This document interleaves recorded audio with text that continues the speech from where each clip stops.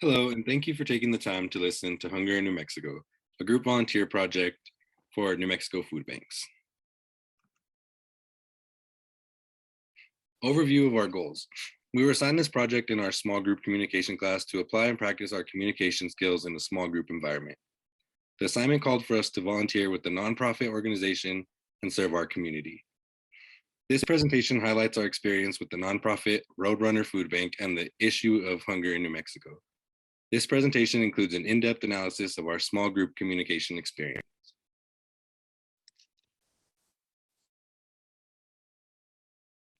Hunger and malnutrition. Hunger is a feeling of discomfort or weakness caused by lack of food coupled with the desire to eat. Malnutrition is the lack of proper nutrition caused by not having enough to eat, not eating enough of the right things, or being unable to use the food that one does eat. Hunger is a growing crisis in New Mexico. With the long-lasting effects of COVID-19, it was projected that 1 of every 5 people and 1 of every 3 children was affected by food insecurity in New Mexico in 2021. New Mexicans currently facing hunger.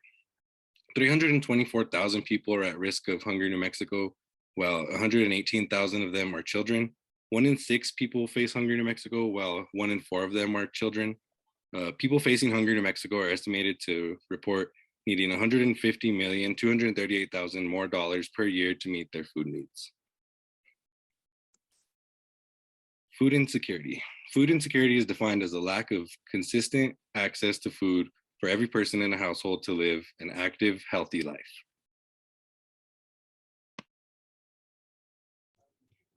Why people face food insecurity. There are many reasons why people face food insecurity. Some of these are due to unemployment, underemployment, low-paying jobs, homelessness, medical or healthcare costs. Childcare costs are limited life skills. Food insecure households are not necessarily food insecure all the time. Many people have to choose between food and utilities, food and transportation, food and housing, or food and medical care. Food insecure households in New Mexico. Approximately about 61% of households choose between food and utilities. About 66% of households choose between food and transportation, 59% between food and medical care, 48% between food and housing costs. The solutions. Solutions to food insecurity that can help are donations, fundraising and advocating for change, or volunteering.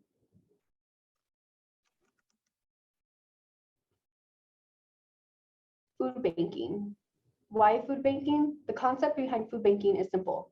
Find a safe and healthy surplus food that's no longer wanted and get it to the people who need it most. The challenge is to secure enough funding to gather and distribute that food.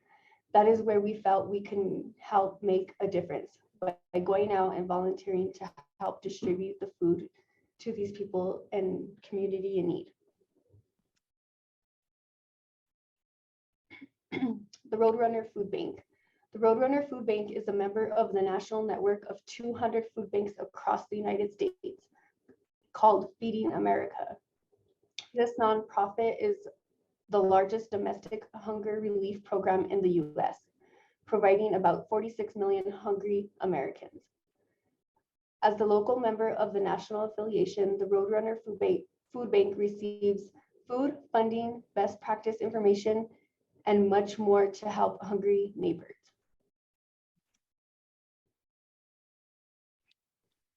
Impact by the numbers. Roadrunner Food Bank serves 70,000 people in New Mexico weekly. 34 million pounds distributed last year, 10 million pounds produced, distributed.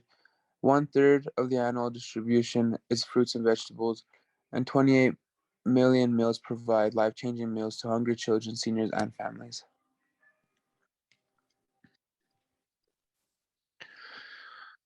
Almost 11 million pounds of produce was distributed. 1/3 of distribution is fruits and vegetables. Food Mobile. Food banks also provide food to families who live in rural areas. 600,000 miles traveled last year. 500 members are partners. Group 3 introduction. We're all students of WNMU attending Dr. Cline's small group communication course virtually. We were assigned this group project to apply that we have been learning in class and help in the community while practicing our communication skills. Since we all live in different areas of the state, virtual meetings and collaboration were our means of communication. These include messaging through Canvas, email, text messaging, and Zoom audio video conferencing. We found that Zoom audio conferencing, we were the most effective. This is our group. We are group 3. Jessica, Madison, Adrian, myself, Aiden, and Jen.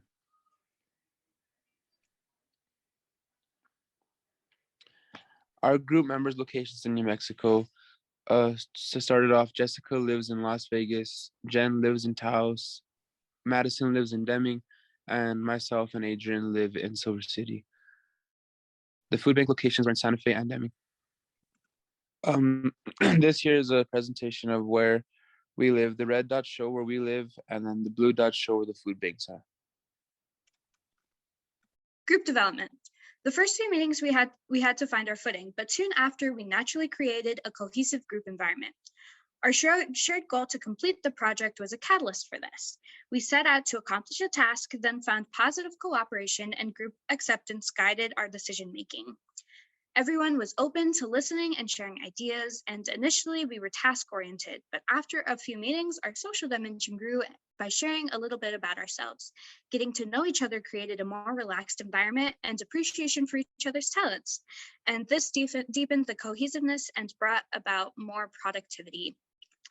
In developing the group climate, we had deep diversity and openness. We are fortunate to be a group of diverse people of different ages, diverse backgrounds, and different life experiences. Each group member brings their unique perspective that broadens the group's perspective as a whole.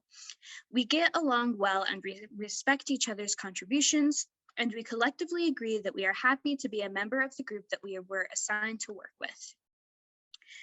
Group roles. With an unanimous agreement, we chose Aiden to be the leader of the group. However, we did not create any other formal roles. We found that through our interactions, informal groups were developed. We found that these roles would shift and evolve throughout our time working together. Our role flexibility and adaptability were strong assets to maintaining a positive group climate and our productivity. Who played what role? So for our informal roles, myself, Madison, and Adrian were initiators and contributors. Jessica and Jen were information seekers, with Jessica being an information giver and Jen being an opinion seeker.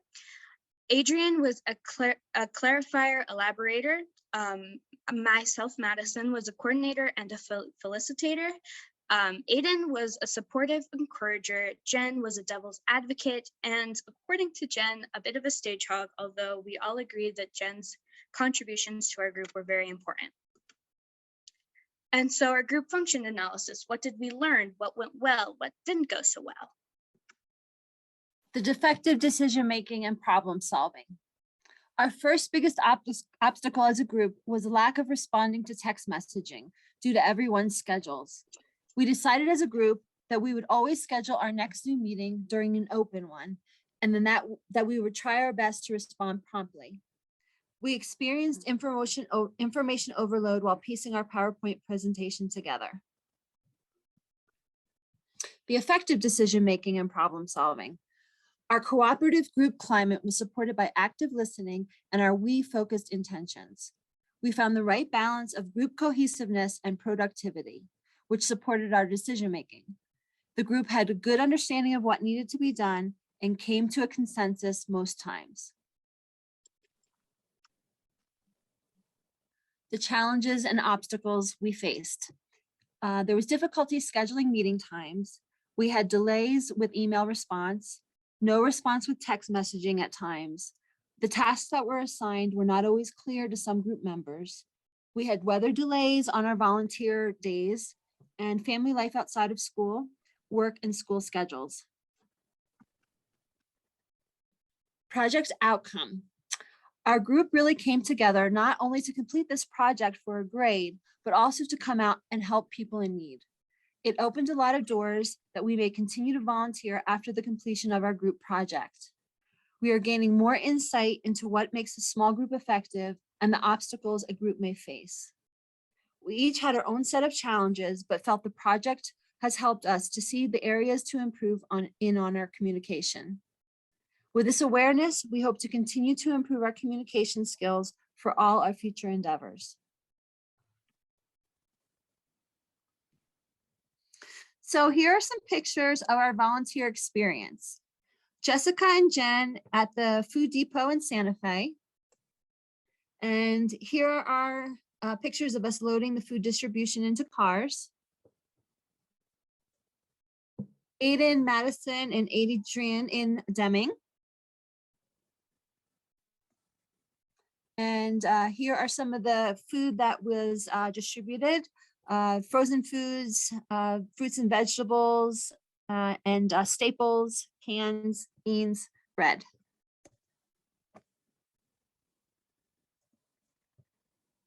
And some happy kids with food in their bellies.